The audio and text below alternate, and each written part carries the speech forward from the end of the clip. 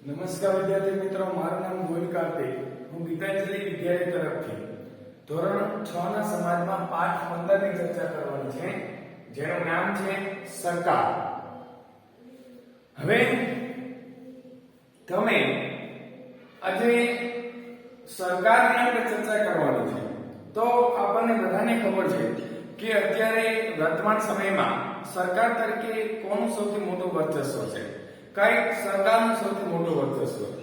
તો આપણે એ બાબતનું નથી બોલવાનું, પણ તમે અત્યારે સમજી શકો એ ગાળામાં આવી ચૂક્યા છો કે સરકાર શબ્દ તમે વારંવાર સાંભળતા આવ્યા છો. છેલ્લે ન ચૂકે દર 5 વર્ષે તો તમે સાંભળતા જશો કે આ વખતે આની ચૂંટણી આવી છે તો આપણે કોને કેટલું મહત્વ આપવું છે, વગેરે વગેરે બાબતો. આપણે એમાં નથી પડવું, પરંતુ સરકાર શબ્દ જે છે એને સમજવાનો પ્રયત્ન કરવાનો છે. કેમ કે આપણને બધાને ખબર છે કે આપણો દેશ ભારત છે અને ભારતે જન્મ દુર્લભ.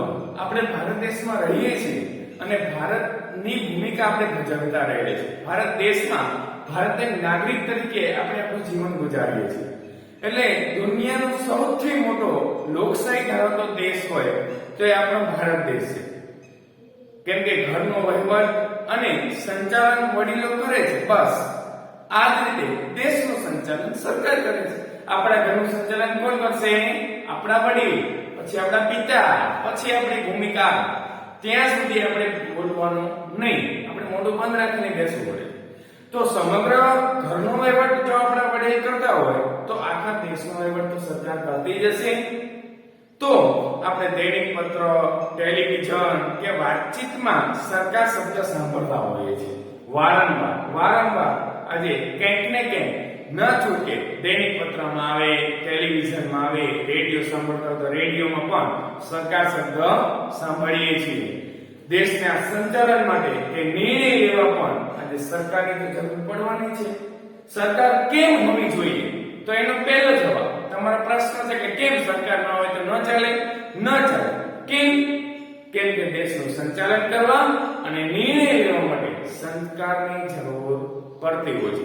એટલે દેશના વિકાસ માટે સરકાર આયોજનપૂર્વક કામ કરતી હોય છે. કેમ કે સમગ્ર રીતે સારી રીતે દેશનો સંપૂર્ણ વિકાસ થાય એટલા માટે સરકાર ઘણા બધા પ્રયાસ કરતી હોય છે. એટલે કે બંધારણને કેન્દ્રમાં રાખીને સારી રીતે કાયદા બનાવવા, કાયદામાં સુધારો કરવો અને એનું અમલ કરાવવાનું કામ પણ પાછું સરકાર દ્વારા જ કરવામાં આવે છે. એટલે સરકાર તો હોવી જ જોઈએ. આપણા દેશની સરકાર મતદાન દ્વારા ચૂંટવામાં આવતી હોય છે. પ્રશ્ન મારો એમ છે કે કેમ સરકાર કેમ હોવી જોઈએ? બરાબર છે, લોકશાહી રાષ્ટ્ર છે તો સરકાર કેમ હોવી જોઈએ? ચલો, પહેલો પ્રશ્ન છે કે સરકાર કેમ હોવી જોઈએ? ન ચાલે તો કે ના. કેમ? તો હવે ન ચાલે તો હવે તમે આપણે ના ક્યારે પડી? એનું કઈ કારણ હોય તો જ ના પડી હોય કે ભાઈ આવું હોય આના લીધે સરકાર ચાલે નહીં. તો પહેલો મુદ્દો શું છે? તો કે દેશનું સંચાલન અને નિર્ણય લેવો. શું છે? કે દેશનું સંચાલન અને નિર્ણયો લેવા માટે કોની જરૂર છે? સરકાર. ઓકે, ચલો બીજો મુદ્દો. એક મુદ્દે તો ચાલવાનું નથી. આગળ જઈએ કે દેશના વિકાસ માટે સરકારને આયોજનપૂર્વકનું કામ. તો કે આયોજનપૂર્વકનું કામ કેના માટે? તો કે દેશના વિકાસ માટે.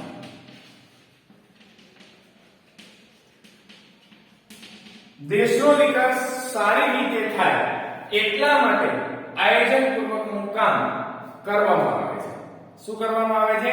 કે દેશનું કામ, દેશનો વિકાસ થાય એટલા માટે આયોજનપૂર્વકનું કામ કરવામાં આવે છે. એટલા માટે સરકારની જરૂર છે. કે દેશનો સારી રીતે અલ્પ વિકસિત છે વિકસિત કરો, વિકાસશીલ છે તો વિકસિત કરો, અને એટલા માટે સમગ્ર રાષ્ટ્રનો સારી રીતે કાયદાને સ્થાન આપીને હું એવો વિકાસ કરી શકું એટલા માટે આયોજન કરવાનું છે. એટલા માટે આપણે સરકારની જરૂર છે. ઓકે, આગળ હવે આપણા દેશની સરકારને ચૂંટવામાં આવે છે કેવી રીતે? તો કે મતદાન કરીને, એટલે કે મતદાન કરીને ચૂંટવામાં આવે છે. અને એ કોને ચૂંટો છો? સરકાર. એ સરકારે શું કામ કરવાનું છે? તો કે દેશનું સંચાલન કરવાનું, નિર્ણય લેવાના, દેશના વિકાસ માટેના આયોજનબદ્ધ કામ કરવાના છે. અને આ બધું કામ એને બંધારણને સ્થાન રાખીને, બંધારણને કેન્દ્રમાં રાખીને કાયદા બનાવવાના, ઘડાવવાના, અમલ કરાવવાના, ન કરે તો સજા આપવાની, આ બધું કામ કોને કરે છે? તો કે સરકારે કરે છે. એટલા માટે સરકારની જરૂરિયાત ઊભી થતી હોય છે. બરોબર? અહીંયા આપણે જોઈએ કે કાયદો ઘડવાનો, બીજું કાયદાનો અમલ કરાવવાનો,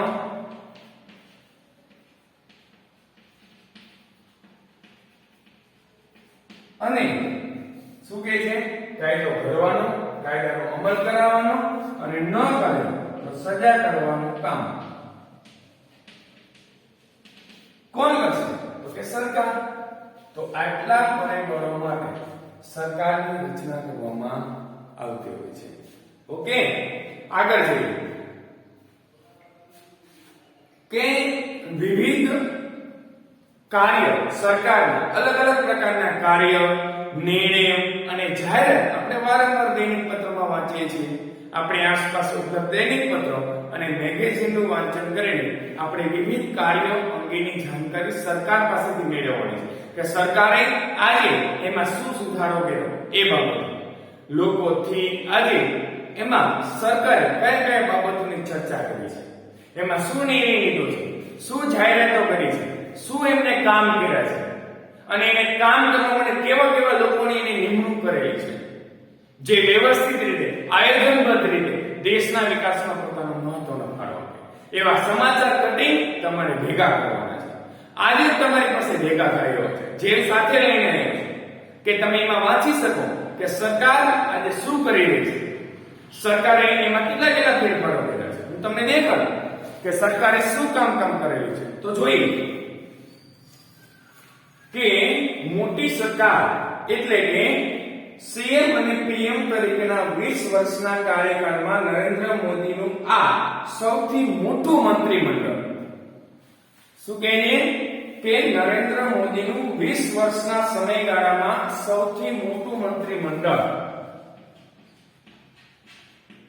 20 વર્ષના ગાળામાં સૌથી મોટું મંત્રીમંડળ. તો આ સમાચાર કટિંગ છે. તો સમાચાર કટિંગને આધારે તમે શીખી શકો છો કે 20 વર્ષના ગાળામાં સૌથી મોટું મંત્રીમંડળ છે. કોની સરકાર કરી છે? વાત કોની કરી છે? તો કે મોદી સરકાર. તો કે મોદી સરકારના સમયમાં આજે 20 વર્ષના ગાળામાં સૌથી મોટું મંત્રીમંડળની રચના કરી. એમને જરૂરિયાત હશે તો એમને કરી હશે. તો એમાં પણ આપણા ગુજરાત રાજ્યનું આપણે ગૌરવ લેવા જેવી વસ્તુ છે. કેમ કે આપણે ગુજરાત રાજ્યના 3 જણા એવા છે જે એમાં મંત્રીમંડળ તરીકે સ્થાન પામી ચૂક્યા છે. એમાં આજે આપણા ગુજરાતના 3 જણા કે જેને આજે આપણે એમાં સ્થાન આપેલું છે. ગુજરાતમાંથી મનસુખ માંડવિયાને, પરસોત્તમભાઈ રૂપાલાને અને 3 નવા ચહેરા છે. એવા લોકો આજે મંત્રીમંડળ તરીકે સ્થાન આપવામાં આવ્યું છે. કેમ કે 20 વર્ષનો જે સમયગાળો છે એ 20 વર્ષના અંતે મોદી સરકારે સૌથી મોટો સુધારો કર્યો અને એ એટલે કે એમાં મંત્રીમંડળ. આ જે મંત્રીમંડળ છે એ મંત્રીમંડળમાં એમને સૌથી મોટો સુધારો કરેલો છે. બરોબર છે? એટલે આપણે જાણી શકીએ કે સરકાર કેમ હોવી જોઈએ. કેમ કે આ માટે કેમ કે આ વખતના ટાઈમ સુધી કોણીનો કોઈ નહોતું કર્યું એવું કામ આજે મોદી સરકારે 20 વર્ષના ગાળામાં સૌથી મોટું મંત્રીમંડળ બનાવીને કામ કરેલું છે. એટલે આપણે જાણીને પ્રશ્ન થાય છે કે કેમ હોવી જોઈએ સરકાર? તો આ માટે હોવી જોઈએ સરકાર. બરાબર છે. આગળ જઈએ તો કે કોને કોને કેટલા ખાતા આપ્યા? તો કે 13 વર્ષ તરીકે સીએમ રહ્યા ત્યારે સૌથી વધુ 70% મંત્રી હતા. હવે પીએમ બન્યા પછી 95% મંત્રી બન્યા. જ્યારે મોદી સરકાર જ્યારે પહેલા પીએમ હતા, સીએમ હતા, ત્યારે એમની પાસે 70% મંત્રી હતા. હવે પીએમ બન્યા એટલે એમની પાસે 95% મંત્રી છે. કેમ? કેમ કે એમને એવું લાગ્યું હશે કે દેશનું સંચાલન કરવા માટે, દેશના વિકાસ માટે, દેશનો સર્વોત્તમ વિકાસ માટે, દેશના સર્વાંગોમુખી વિકાસ માટે આજે મારે દેશના વિકાસનું આયોજનબદ્ધ કામ કરવું છે, કાયદાની વ્યવસ્થા જાળવવી છે, કાયદાનું પાલન કરીને સજા અપાવવી છે. આવા બધા સંપૂર્ણતઃ દેશના નાગરિકને સંપૂર્ણ હક પ્રાપ્ત થાય, સંપૂર્ણ ફરજ પ્રાપ્ત થાય, સંપૂર્ણ સિદ્ધાંતો પ્રાપ્ત થાય એટલા માટે આજે એને મંત્રીમંડળ મોટું બનાવ્યું છે. બરાબર છે. તમે જોઈએ કે અલગ અલગ પ્રકારના ખાતા પણ આવતા હોય છે, જેને અલગ અલગ આખા દેશનું સંચાલન કરવા માટે અલગ અલગ પ્રકારના ખાતાઓ પણ આવતા હોય છે. કેવા? તો કે આરોગ્ય ખાતું, તો આરોગ્ય લગતી તમામ બાબતો અહીંયા સંભાળવામાં આવતી હોય છે. પછી ખાતર ખાતું, પછી પશુપાલન ખાતું, આગળ તો કે કાપડ ખાતું, રેલવે ખાતું અને બાળ વિકાસ ખાતા. આ બધાના આવા ઘણા બધા ખાતાઓ છે કે જેમાં એને અલગ અલગ પ્રકારના મંત્રીઓની નિમણૂક કરવી પડે, જેના થકી દેશનો તમે સંપૂર્ણતઃ આયોજનબદ્ધ રીતે વિકાસ કરી શકો. પણ જ્યાં સુધી અહીંયા કામ વ્યવસ્થિત નહીં રહે ત્યાં સુધી તમે તમારા દેશનો વિકાસ આયોજનપૂર્વક કરી શકવા માટે બંધાયેલા ન કરી શકો. કેમ કે બધા હોવાનું કામ કરશે તો તમે કામ થાય નહીં. એની કરતા વ્યવસ્થિત ખાતા વેચીને તમે યોગ્ય રીતે કામ કરી શકો છો. બરાબર છે. એટલે આટલી બધી બાબતો છે જેની આપણે જાણવાની લેવી જોઈએ. કેમ કે રાજ્ય કક્ષાના મંત્રી આપણી પાસે આપણા વઢવાણના મહેન્દ્રભાઈ મુંજપરા સાહેબ છે, જેમને રાજ્ય કક્ષાના મંત્રી બનાવવામાં આવ્યા છે. બરાબર છે. પુરુષોત્તમભાઈ રૂપાલા એમને કેબિનેટ મંત્રી, મનસુખ માંડવિયાને કેબિનેટ મંત્રી તરીકે સ્થાન આપવામાં આવ્યું છે. તો આવી રીતે સરકારે આજે એમાં આવા ઘણા બધા ફેરફારો કરેલા છે જે તમે આમાં જોઈ શકો છો. તો એટલા માટે સરકાર હોવી ખૂબ જ જરૂરી છે. આગળ જોઈએ કે આપણો દેશ આપણી સરકાર. નવો મુદ્દો છે. શું છે? આપણો દેશ આપણી સરકાર.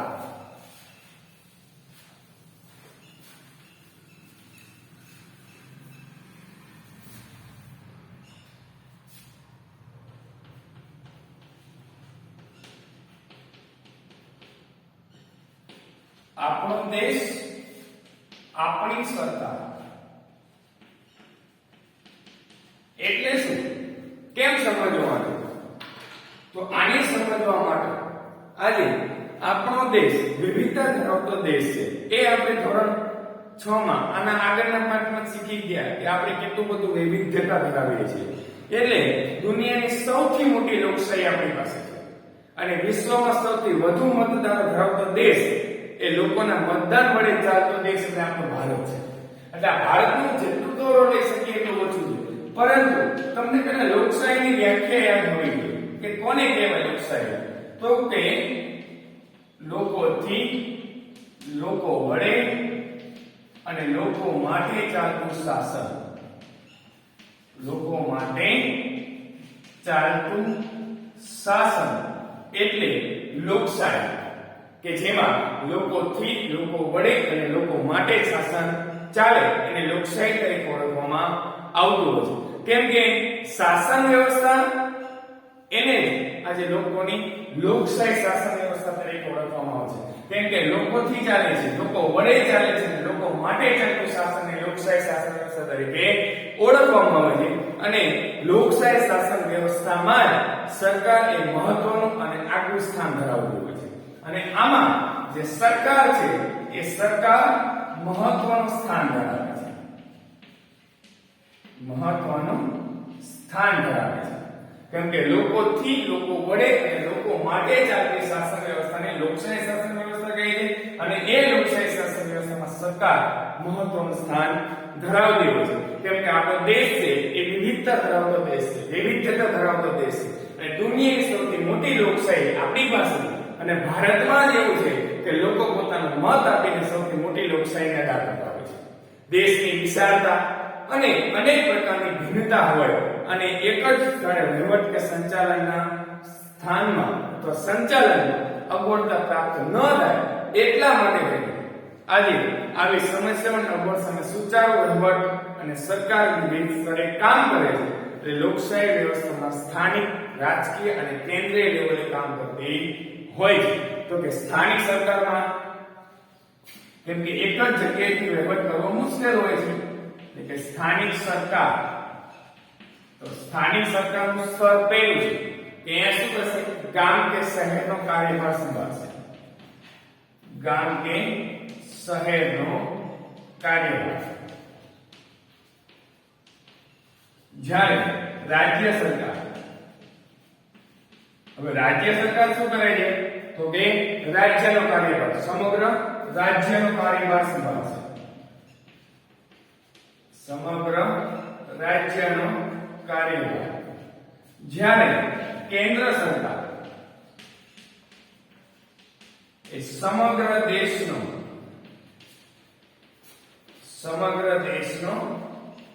કાર્યભાર સંભાળવાનું કામ કરતા હોય છે. કેમ કે એક જ જગ્યાએથી, કેમ કે કેન્દ્ર સરકાર એક જ જગ્યાએથી તમામ સ્તરે કામ કરી શકતી નથી, એટલા માટે સમગ્ર રીતે આયોજનબદ્ધ રીતે કામ કરી શકાય, દેશનો છેવાડાના ગામડા સુધી જઈ શકાય, એટલા માટે આજે કેન્દ્ર સરકાર છે સમગ્ર દેશનો ઉપયોગ એક જગ્યાએથી ન કરી શકે, એટલા માટે કેન્દ્ર સરકારમાંથી રાજ્ય સરકાર અને રાજ્ય સરકારમાંથી સ્થાનિક સરકાર ગામડા અને શહેરમાં જે કઈ સૂચનો છે એ પહોંચાડતો હોય. એટલે વિવિધ સ્તરે સરકાર ખૂબ જ જરૂરી છે.